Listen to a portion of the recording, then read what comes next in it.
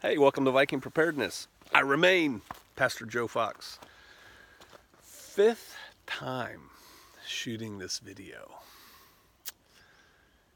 Gonna talk to you today about one of the side gigs I have, which is helping people evaluate property they're either thinking about purchasing or property that they're on and they want to look at, how can I modify it, set things up here to the best advantage.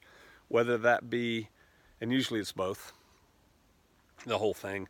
Over here on the homesteader neo-pioneer spectrum, where is this good for gardens and orchards and critters and ponds and dun-dun-dun-dun, or, where can I put those things, all the way down here to the tactical security aspects of the land, right? How do we maximize our security potential and quotient here? I deal with people who are looking to purchase and people who already have it. Did I say that? More coffee is indicated. Colombian Supremo from Kevin's Coffee Roasters in Vernon, Connecticut. Thank you, Kevin. So some things come to mind because I've been actually doing this. I've been kind of busy with this for the last couple of weeks, and for the next couple of weeks I've got things set up to go do. And commonalities, I can't tell you about specifics, but commonalities kind of arise that may help you.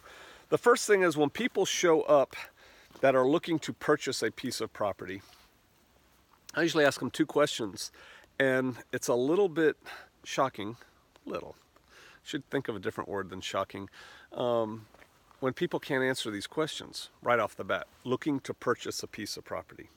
What's your top end? How much are you willing to spend at the most? And what are your minimum requirements for this piece of land? You got to have that worked out. If you don't have that worked out, it's difficult for me to help you and point you in the direction of land. I am wasting both of our time if I'm showing you a $1.5 million piece of property and you figured out that you can only raise 150K, or you only want to spend on property 150K financing or whatever. So you gotta know what your top end is. I get it that less is better. I get it if your top end is 400,000, but you can get a piece for 70,000 that meets your requirements. That's good, right? I get that. The second thing that you need to know, one needs to know, and many people don't, is what are your minimum requirements? You should have that in your head. What is the minimum you are willing to accept to move out of the rental house that you're in right now while you're looking for property, right? So kind of have that figured out before you get started. I'm not saying you can't modify it as you go along, but you should have a good idea. With that in mind, we start looking at properties. Or if somebody's already on a piece of property, then I just show up. And one of the things I like to do, and you should do this too, is with any given piece of property, what are the adjoining properties? Who lives there? What kind of people? What are they doing for a job? What are they doing with their land? And then their neighbors, another level out, and then finally a third level out. Sometimes that can be 5 miles, 6 miles, in some parts of the country. I went out to Texas and consulted with somebody, and there were big ranches adjoining each other. So, you got to modify that a little bit. But you kind of want to know what's going on in your neighborhood, right? And you look at things like, what are they doing with their land? Is there a pig farm, pig operation upslope from you and everything's draining onto you? Probably not good.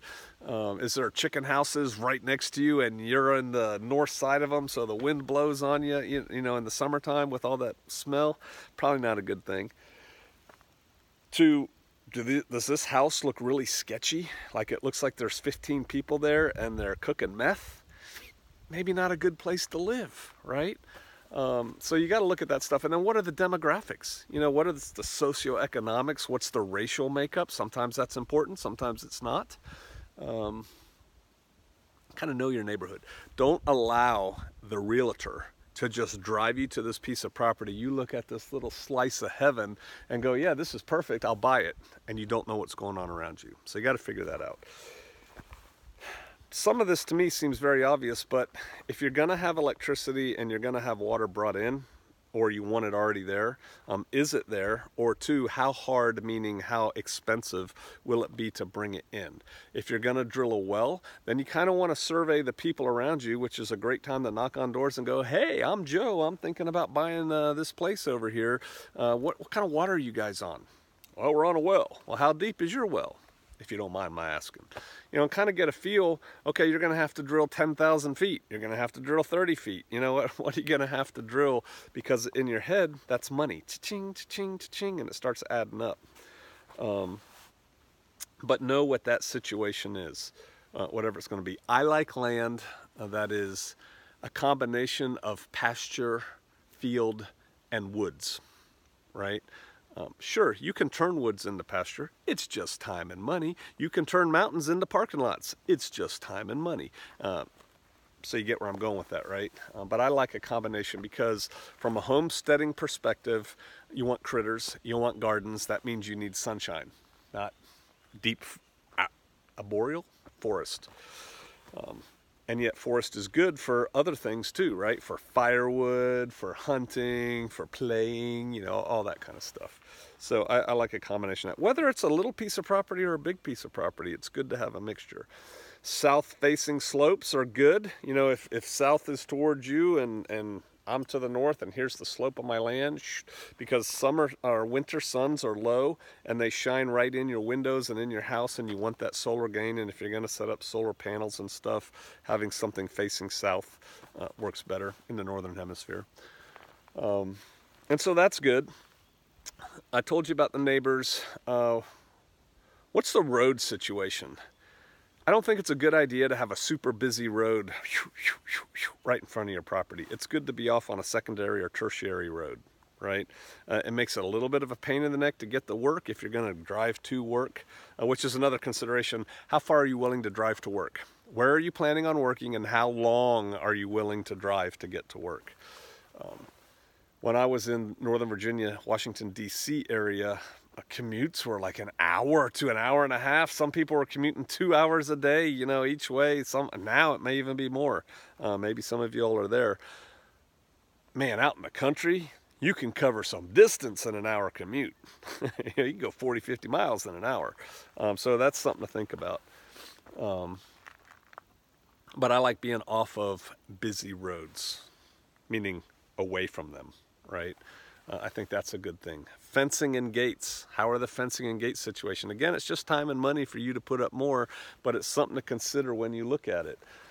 A good thing to do is drive around, this works in suburbia too, and look at the houses and look at their security preparations. A neighborhood where most of the houses have bars on the windows is probably not a neighborhood in which you want to live, right? Same thing out in the country. When people put bars on the windows in the country, it usually means they've been broken into.